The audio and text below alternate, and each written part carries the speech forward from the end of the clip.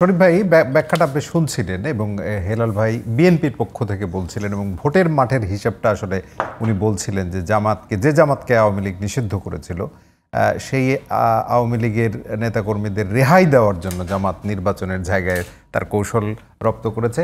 আরেকটি খবর আছে যে দলগুলো আসলে আপনার মনে হয় কিনা এই মুহূর্তে এসে যে জোট গঠন আসন ভাগ এই কাজে ব্যস্ত যতটা না বেশি মানে জুলাইয়ের আকাঙ্ক্ষা বাস্তবায়ন এই জায়গায় কি আর আছে আসলে রাজনৈতিক দলগুলো, নাকি জোট এবং ভোট এই নিয়ে ব্যস্ত বেশি?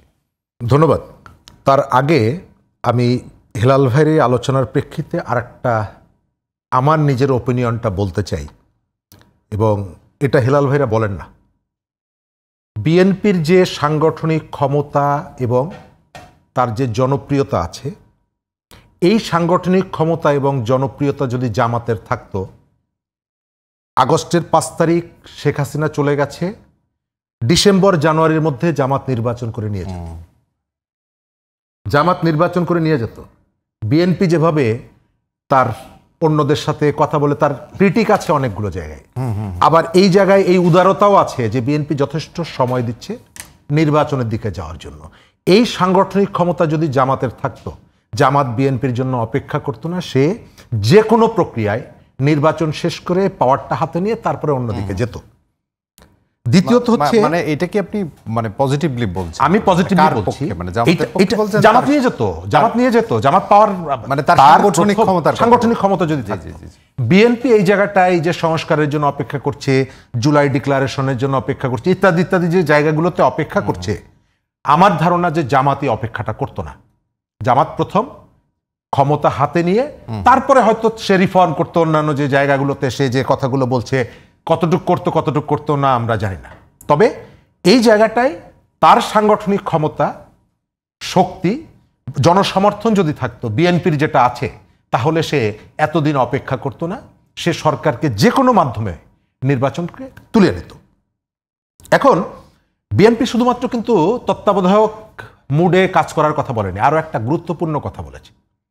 সরকারের যে প্রতিষ্ঠানগুলো আছে, এই প্রতিষ্ঠানগুলোর মধ্যে যাতে কোনো ধরনের পারস্পরিক সংকট তৈরি না হয়, সংকটের জায়গাগুলো কিন্তু আমরা দেখতে পাচ্ছি। একটা প্রতিষ্ঠানের সাথে আর একটা প্রতিষ্ঠান, এই ডিপার্টমেন্টের সাথে ওই ডিপার্টমেন্টের একটা জটিলতা তৈরি করার একটা প্রচেষ্টা ভেতর থেকেও আছে এবং দেশের বাইরে থেকেও আছে। আমি ইন্ডিকেট করছি সেনাবাহিনীকে নিয়ে যে ঘটনাগুলো ঘটছে সেটিকে।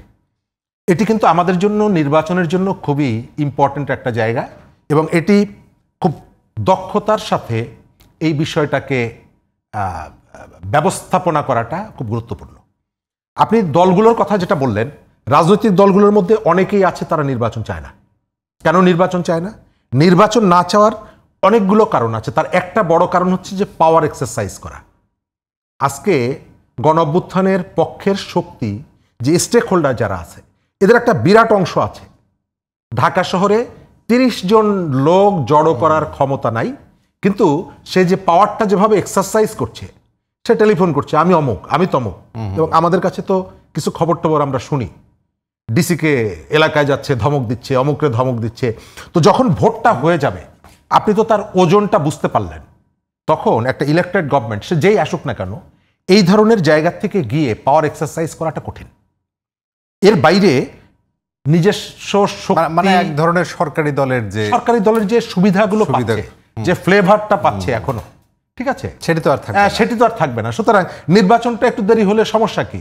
আমরা এই জায়গাগুলোতে সংস্কার শেষ করে তারপরে করব। আমি যেটা বললাম আর একটু খারাপভাবে বলি, 40 জন লোক নাই, কিন্তু সে বলছে যে এই সংবিধান এগুলো জনগণ মানে না, সংবিধান এগুলো জনগণ মানে না।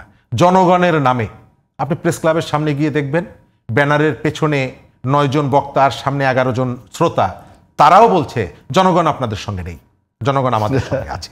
তো আমাদের এই বহুদলীয় গণতন্ত্রের পিকুলিয়ার কতগুলো জায়গা আছে। তারপরেও যেহেতু আপনি বহুমতের এটিকে আপনি রিকগনাইজ করবেন, সুতরাং তার প্রতি রেসপেক্টটা আমাদের আছে। আমরা যেটা মনে করি যে বিড়াল সাদা না কালো, তার থেকে ইম্পর্টেন্ট হচ্ছে সে বিড়াল মারে কিনা, ইঁদুর মারে কিনা।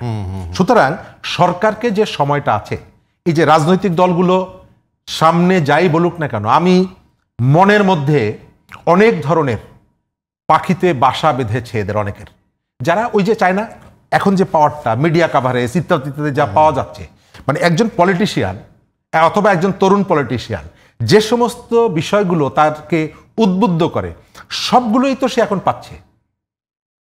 মানে আপনি মিডিয়া যেভাবে তাদেরকে সেলিব্রিটি বানিয়ে ফেলছে, আর্থিক জায়গাটা যথেষ্ট সচ্ছলতা এসেছে এক বছরের মধ্যে, ঈর্ষণীয় সফলতাও কেউকে দেখিয়েছে। দ্বিতীয়ত হচ্ছে যে পাওয়ার এক্সারসাইজ করা যাচ্ছে অনেকগুলো বিষয়। সুতরাং এই বিষয়গুলোকে যদি হাতছাড়া যাতে না হয় যতদিন সম্ভব ধরে রাখার চেষ্টা এটা আছে। আপনাকে খেয়াল করবেন একটা জায়গায়, আমি কতগুলো আমাদের নির্বাচনকে ঘিরে যে সমস্ত অ্যাক্টিভিটিগুলো হচ্ছে, কতগুলো সিগনিফিক্যান্ট ঘটনা ঘটছে। আজকে আমেরিকার যে প্রতিনিধি দলটি এসেছে না এনডিএর, জি, তারা আজকে জাতীয় পার্টির সাথে কিন্তু বৈঠক করেছে।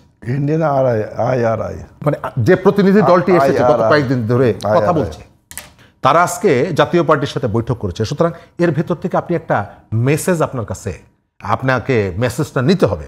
আমাদের এখানে নির্বাচন ঘিরে যত ধরনের প্রস্তুতি ভেতর এবং বাইরের সবগুলো কিন্তু শেষ হয়ে যায়নি, আরো প্রস্তুতি, আরো ডেভেলপমেন্ট, আরো হয়তো অনেকগুলো বিষয় দৃশ্যমান হবে।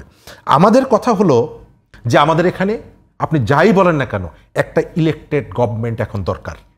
এই যে কিছুদিন আগে IMF এর একটা প্রতিনিধি দল এসে প্রধান উপদেষ্টাকে একটা সার্টিফিকেট দিয়ে গেল যে তিনি অসাধারণ ভালো কাজ করছেন।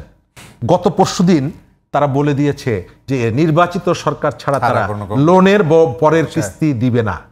এর ভেতর থেকে একটা নির্বাচিত সরকারের প্রয়োজনীয়তা আমরা উপলব্ধি করি। তার মানে বাইরে থেকেও কিন্তু এখন আসলে হ্যাঁ অবশ্যই কারণ আপনার এখন পর্যন্ত যে ধরনের অস্থিতিশীলতা আমাদের রাজনীতিতে, আমাদের অর্থনীতিতে, আমাদের গ্রামীণ জীবনে, আমাদের সংস্কৃতিতে আছে, সেটি এখনো আমরা শেষ করতে পারিনি। আমি শেষ কথা বলবো, জামাত তার ভোটের জন্য, জামাত তার নির্বাচনের জন্য এমন কোনো কাজ নেই যেগুলো করছে না এবং করবে না।